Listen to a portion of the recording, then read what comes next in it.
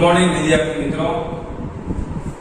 Last લેક્ચરમાં આપણે the simple present tense અને એની વર્ગવાળી વાક્ય રચનાઓ વિશે સમજૂતી મેળવેલી હતી. અત્યાર સુધી આપણે સિમ્પલ પ્રેઝન્ટ ટેન્સમાં ટુ બી, ટુ હેવ અને વર્ગ વાળી વાક્ય રચનાઓ કેવા પ્રકારની હોય છે અને વાક્યો પણ કેવી રીતે બનાવી શકાય છે એમના ઉદાહરણો પણ આપણે જોયેલા છે. હવે આજે આપણે આ વિડિયોની અંતમાં લાસ્ટ વિડિયોની અંતની અંદર આપણે વર્ગવાળા વાક્ય વિશે સમજૂતી મેળવેલી હતી. હવે આપણે કેટલીક એમની નિશાનીઓ છે, કીવર્ડ્સ જેને કહીએ, જેના ઉપરથી તમને ખબર પડે કે આ વાક્ય છે એ સાદા વર્તમાન કાળનું છે, એવી એની કેટલીક નિશાનીઓ છે. તો એમના વિશે આપણે સમજૂતી મેળવીશું. તો સૌથી પહેલા નિશાની છે ઓફન. ઓફન એટલે કે વારંવાર. હવે ઓફન એટલે કોઈ પણ ક્રિયા વારંવાર થતી હોય એને દર્શાવ. જો ક્યાંય પણ વાક્યની અંદર ઓફન લખેલું હોય એટલે આપણે સમજવાનું કે આ વાક્ય સાદા વર્તમાન કાળનું છે. અને એમાં જો વર્બની જગ્યાએ ખાલી જગ્યા આપેલી હોય તો આપણે એ જગ્યાએ મૂળરૂપ અથવા તો એસ કે ઈએસ વાળું રૂપ મૂકી શકીએ છીએ. ત્યાર પછી છે હાર્ડલી. હાર્ડલી એનો અર્થ થાય છે માંડ માંડ અથવા તો ભાગ્યે જ, એવો અર્થ થાય છે ભાગ્યે જ. ત્યાર પછીનો શબ્દ છે સેલ્ડમ. સેલ્ડમ નો અર્થ પણ થાય છે ભાગ્યે જ, ક્યારેક જ. આપણે તે ગુજરાતી કે અંગ્રેજીમાં કહેવત છે કે બાર્કિંગ ડોગ્સ સેલ્ડમ બાઇટ્સ. બાઇટ એટલે કરડવું, એટલે કે ભસતા કૂતરાઓ છે ભાગ્યે જ કરડે છે અથવા તો ક્યારેક જ કરડે છે. ત્યાર પછી રેરલી. રેર કેસમાં આપણે એવું કહીએ ને, રેરલી નો અર્થ પણ એ જ થાય છે ભાગ્યે જ અથવા તો ક્યારેક, એવો અર્થ થાય છે. ત્યાર પછી નેવર. નેવર એટલે ક્યારેય નહીં, ક્યારેય નહીં. તો નેવર છે એનો અર્થ થાય છે કદી નહીં, કદાપી નહીં, એવો અર્થ થાય છે નેવર. ત્યાર પછી યુઝ્યુઅલી. યુઝ્યુઅલી એટલે કે સામાન્ય રીતે. સામાન્ય રીતે અથવા તો જેને આપણે એમ પણ કહી શકીએ કે મોટા ભાગે. મોટા ભાગે આપણે કે I usually go to school by bus. હું મોટા ભાગે બસ દ્વારા શાળાએ જાઉં છું. તો યુઝ્યુઅલી નો અર્થ થાય છે સામાન્ય રીતે અથવા તો મોટા ભાગે. ત્યાર પછી સમટાઇમ્સ એટલે ક્યારેક, કેટલીક વખત, એવો અર્થ દર્શાવવા માટે. હવે અહીંયા જે આપણે બધા જે નિશાનીઓ આપેલી છે આ બધી જ નિશાનીઓ છે એ ક્રિયાપદની પહેલા વપરાય છે. ક્રિયાપદની પહેલા વપરાય છે. આ બધી જ સાદા વર્તમાન કાળની નિશાનીઓ છે. તો સાદા વર્તમાન કાળની અંદર જો તમને ક્યાંય ખાલી જગ્યા આપેલી હોય તો ખાલી જગ્યાની પહેલા આ બધું જ આપેલું હોય. દાખલા તરીકે એકાદ બે ઉદાહરણ દ્વારા આપણે સમજીએ. I often, એમ લખીએ, my sister often, ખાલી જગ્યા my mother in her work. અને કાઉન્સની અંદર તમને લખેલું હોય હેલ્પ, મતલબ કે ટુ હેલ્પ નું યોગ્ય રૂપ મૂકો. હવે વાક્યની વાંચતાની સાથે માય સિસ્ટર એ કર્તા છે અને ઓફન છે જો એ સાદા વર્તમાન કાળની નિશાની છે. મતલબ કે આપણે ખબર પડી ગયું કે આ વાક્ય છે એ સાદા વર્તમાન કાળનું છે. જો વાક્ય સાદા વર્તમાન કાળનું હોય તો પેલા કર્તા છે, ત્યાર પછી ક્રિયાપદ હોય. ક્રિયાપદનું મૂળ રૂપ હોય અથવા તો એસ કે ઈએસ વાળું રૂપ હોય. મતલબ આ ખાલી જગ્યામાં કા હેલ્પ આવશે અને કા હેલ્પ્સ આવશે. તો વાક્યનો કર્તા છે માય સિસ્ટર એ ત્રીજો પુરુષ એકવચન છે અને ત્રીજો પુરુષ એકવચન હોય ત્યારે ક્રિયાપદ એસ કે ઈએસ વાળું વપરાય. એટલે શું વપરાશે? હેલ્પ્સ. એવી રીતે માય સિસ્ટર હાર્ડલી હેલ્પ. આ સેલ્ડમ એ ઓફન ની જગ્યાએ હાર્ડલી આપેલું હોય કે મારી બેન માંડ ક્યારેક મારી બહેનને મદદ કરે છે, હેલ્પ્સ. એવી રીતે સેલ્ડમ ભાગ્યે જ મદદ કરે છે એમ પણ હોઈ શકે. રેરલી ક્યારેક જ મદદ કરે છે એમ પણ હોઈ શકે. તો આ બધી જ નિશાનીઓ છે, એના ઉપરથી તમને ખબર પડશે કે અહીં આપેલું વાક્ય છે કે સાદા વર્તમાન કાળનું છે. ત્યાર પછી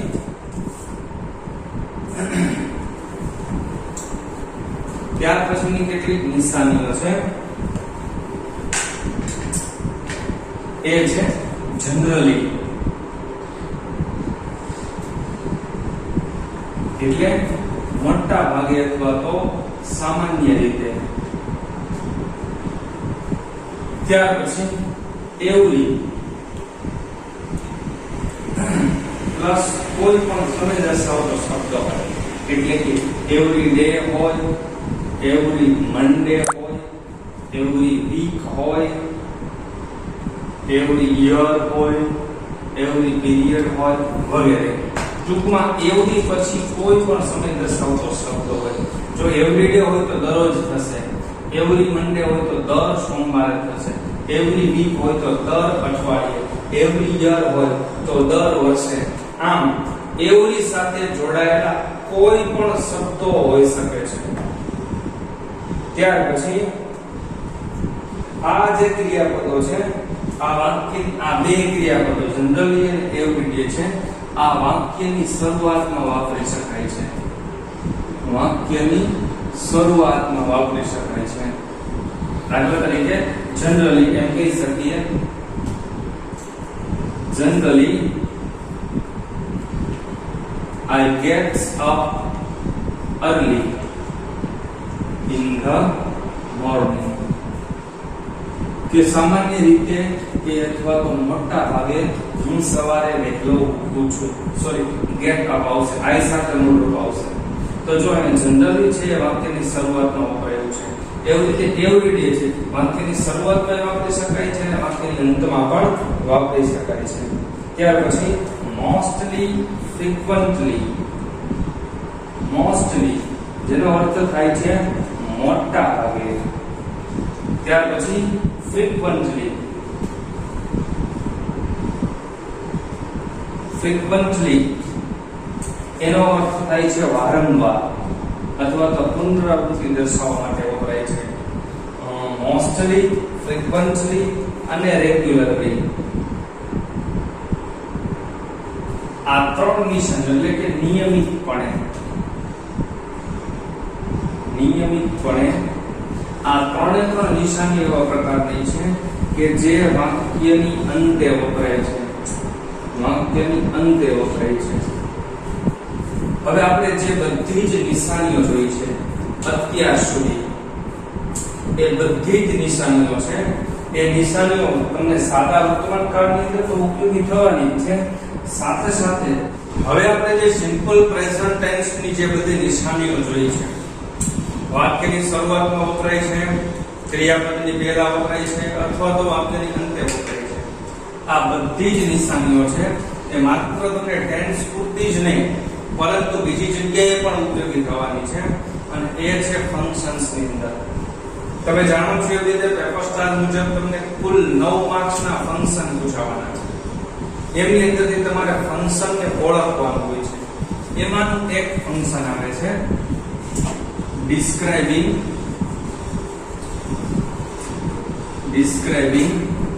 frequency of action.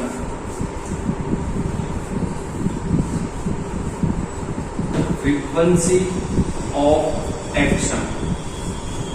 અથવા તો કેટલીક ગ્રામરની બુકની અંદર ખાલી એવું આપેલું હશે describing action. describing action. તો ફ્રીક્વન્સી નો અર્થ થાય છે પુનરાવૃત્તિ અથવા તો વારંવાર. તો જે ક્રિયાઓ વારંવાર થતી હોય એવા પ્રકારનું જે વાક્ય આપેલું છે એને ફ્રીક્વન્સી ઓફ એક્શન કહેવાય છે. તો જે પણ સાદા વર્તમાન કાળની નિશાનીઓ વાળું વાક્ય આપેલું છે એ બધા જ ને આપણે ફ્રીક્વન્સી ઓફ એક્શન કહેશું. બરોબર છે? તો અહીંયા આવી રીતે આપણે સાદા વર્તમાન કાળ વિશેની સમજૂતીને પૂર્ણ કરીએ છીએ. હવે આ જ લેક્ચરની અંદર આપણે કેટલીક સાદા ભૂતકાળ વિશેની માહિતીઓ મેળવી લઈએ અને નેક્સ્ટ લેક્ચરમાં ત્યાર પછી વિગતવાર એના વિશે સમજૂતી મેળવીશું. તો આપણે સિમ્પલ પ્રેઝન્ટ ટેન્સ શીખતા હતા, એના બદલે હવે આપણે શીખીએ છીએ ધ સિમ્પલ પાસ્ટ ટેન્સ.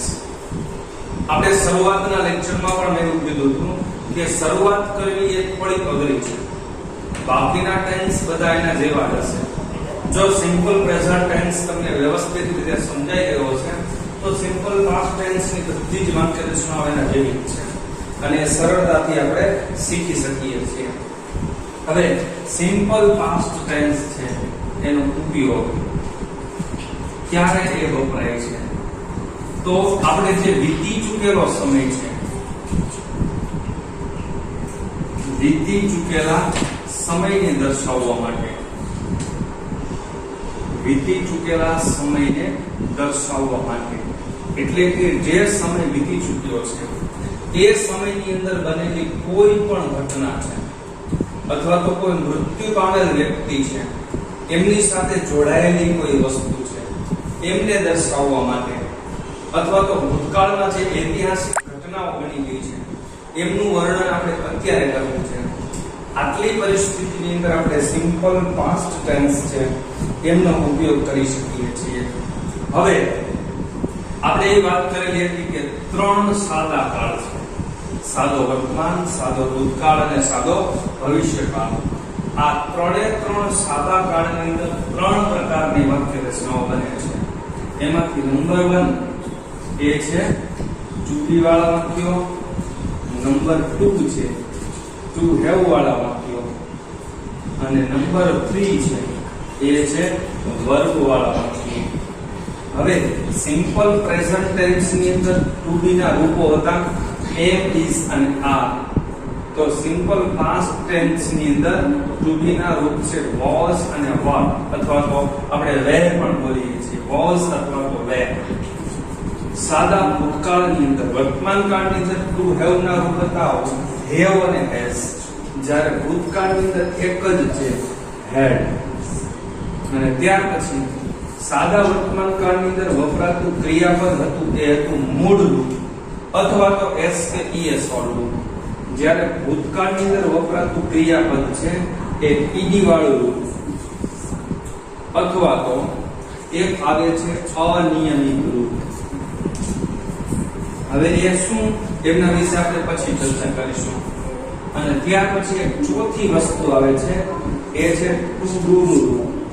તો વર્તમાન કાળ ટુ ડુ નું રૂપ હતું ડુ અને ડઝ. જ્યારે ભૂતકાળની અંદર ટુ ડુ નું રૂપ છે માત્ર ને માત્ર એક જ ડીડ. આટલી માહિતી છે તમારે યાદ રાખવી પડશે. વર્તમાન ટુ બી ના રૂપ વોઝ અને વેર, ભૂતકાળ ટુ બી ના રૂપ વોઝ અને વેર, ભૂતકાળ ટુ હેવ ના રૂપ હેડ, ભૂતકાળનું વર્ગ ઈડી વાળું હોય અથવા તો અનિયમિત હોય અને ભૂતકાળનું ટુ ડુ નું રૂપ ડીડ હોય છે.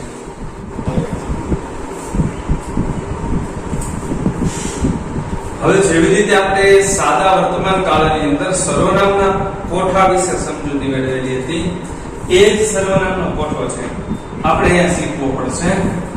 તો સૌથી પ્રથમ આપણે જોઈએ તો ફર્સ્ટ પર્સન એટલે કે પ્રથમ પુરુષ, ફર્સ્ટ પર્સન. ત્યાર પછી આપણે એમાં લખવું પડશે સિંગ્યુલર. સિંગ્યુલર મતલબ કે એક વચન. અને ત્યાર પછી પ્લુરલ. પ્લુરલ એટલે કે બહુવચન. હવે ફર્સ્ટ પર્સન સિંગ્યુલર એટલે કે પ્રથમ પુરુષ એક વચન છે આઈ અને પ્રથમ પુરુષ બહુવચન છે વી. ત્યાર પછી આપણે જોઈએ સેકન્ડ પર્સન એટલે કે બીજો પુરુષ. હવે સેકન્ડ પર્સન એટલે બીજો પુરુષ એક વચન છે, એની કર્તવ્ય વિભક્તિ યુ છે અને બહુવચન માટે પણ યુ જ વપરાય છે. ત્યાર પછી થર્ડ પર્સન એટલે કે ત્રીજો પુરુષ. હવે એ થર્ડ પર્સનમાં ત્રીજો પુરુષ એકવચન હોય ત્યારે પુરુષ માટે હી વપરાય છે, સ્ત્રી માટે સી અને નિર્જીવ કે નાન્યતર જાતિ માટે ઈ જ વપરાય છે. અને જ્યારે આ બધું જ બહુવચનમાં હોય છે ત્યારે વપરાય છે તે. હવે એમની અંદર ટુ બી ના રૂપ, ટુ હેવ ના રૂપ કેવી રીતે વપરાય છે એ જોવાનું છે. તો એક ફર્સ્ટ પર્સન આઈ સાથે વોઝ માંથી વપરાય છે વોઝ, અને એક આ હીસી ઈટ છે કે ત્રણે સાથે વોઝ માંથી વપરાય છે વોઝ. બાકીના બધા જ ની સાથે વપરાય છે વેર, એટલે કે વી વેર. ત્યાર પછી યુ સાથે વેર વપરાય છે, બહુવચન યુ હોય તો એમની સાથે પણ વેર, અને ત્રીજો પુરુષ બહુવચન ધે એમની સાથે પણ વેર વપરાય છે. ત્યાર પછી ટુ હેવ નું રૂપ, તો ભૂતકાળનું ટુ હેવ નું રૂપ છે હેડ, એક જ રૂપ છે એટલે બધાય સાથે હેડ જ વપરાશે, એટલે આઈ હેડ અને વી હેડ.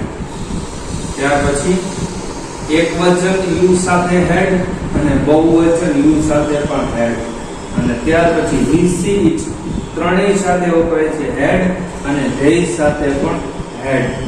ટૂંકમાં આઈ વી યુ હી સી તે બધાય સાથે વપરાય છે હેડ.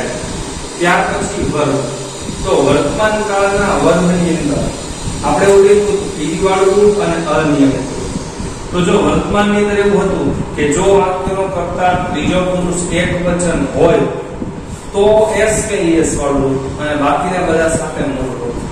પણ ભૂતકાળમાં એવું નિશ્ચિત નથી કે ત્રીજો પુરુષ એકવચન હોય તો ઈડી વાળું રૂપ ને બાકી બધા સાથે અનિયમિત રૂપ, એવું નથી.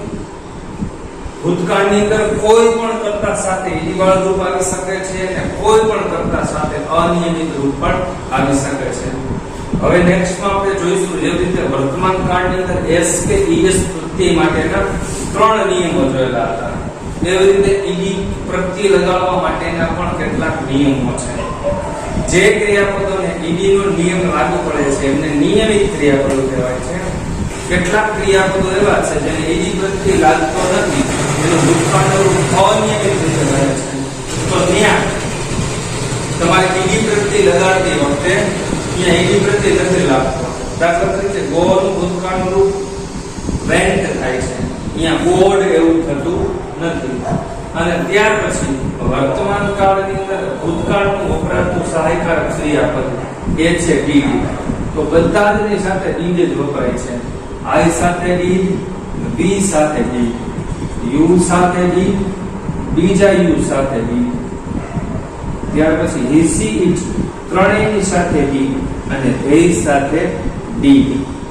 હવે જો તમને સાદો વર્તમાન કાળ આવડતો હોય તો જે જગ્યાએ આપણે હેવેઝાર મૂક્યું છે એ જગ્યાએ તમારે વોઝ મૂકી દેવાનું, જે જગ્યાએ હેવેઝ મૂક્યું છે ત્યાં હેડ મૂકી દેવાનું, જે જગ્યાએ ડુ ડઝ મૂકી છે ત્યાં ડીડ મૂકી દેવાનું છે. તો તમને સાદો વર્તમાન કાળનો સાદો ભૂતકાળ થઈ જશે. માત્ર આટલો જ ફેરફાર છે. જો તમને લોકોને સાદો વર્તમાન કાળ આવડી જાય તો તમને સાદો ભૂતકાળ ચોક્કસથી આવડી જશે. જેમ અગાઉ વાત કરેલી હતી કે 1 થી 10 શીખવા થોડા અઘરા છે, પરંતુ 11 થી 19 એમને આવડી જાય. કારણ કે 1 થી 10 જે બાળકને આવડતા હોય એને 11 થી 19 શીખવાડવાનું ખાલી એવું જ કહેવાનું કે 1 થી 9 લખી નાખ અને એની આગળ બધી જગ્યાએ એક એક મૂકી દે એટલે 11 થી 19 થઈ જવાના છે. બસ સિમ્પલ. અહીંયા પણ એવા પ્રકારનું જ છે. તો આજના લેક્ચરની અંદર આપણે એક તો સિમ્પલ પ્રેઝન્ટ ટેન્સ ની જે નિશાનીઓ છે એમના વિશે શીખા. છેલ્લે આપણે એવું કીધું હતું કે જો સાદા વર્તમાન કાળની કોઈ પણ નિશાની વાળું વાક્ય હોય તો ગ્રામરનું ફંક્શન વપરાશે ફ્રીક્વન્સી ઓફ એક્શન અથવા તો ખાલી એક્શન. ત્યાર પછી આપણે સિમ્પલ પાસ્ટ ટેન્સ વિશે સમજૂતી કરેલી, એ કઈ પરિસ્થિતિની અંદર વપરાય છે. તો ભૂતકાળની અંદર જે ઘટના બની ચૂકી છે એમનું વર્ણન કરવા માટે વપરાય છે. ત્યાર પછી આપણે કીધું હતું કે ભૂતકાળના ટુ બી ના રૂપ, ટુ હેવ ના રૂપ અને ભૂતકાળનું વર્બ કેવું હોય અને ટુ ડુ નું રૂપ એટલે કે સહાયકારક ક્રિયાપદ કેવા પ્રકારનું હોય છે એ શીખા. અને ત્યાર પછી આ સર્વનામનો કોઠો છે એમની સાથે આ બધા જ કેવી રીતે વપરાય છે એમની આપણે ચર્ચા કરેલી છે. તો આજના લેક્ચરની અંદર આપણે અહીંયા સુધી જ રાખીએ છીએ. નેક્સ્ટ લેક્ચરની અંદર જ્યારે મળીશું ત્યારે ટુ બી વાળી વાક્ય રચનાઓ અને ટુ હેવ વાળી વાક્ય રચનાઓ છે એમના વિશે સમજૂતી મેળવીશું. ત્યાં સુધી બાય બાય.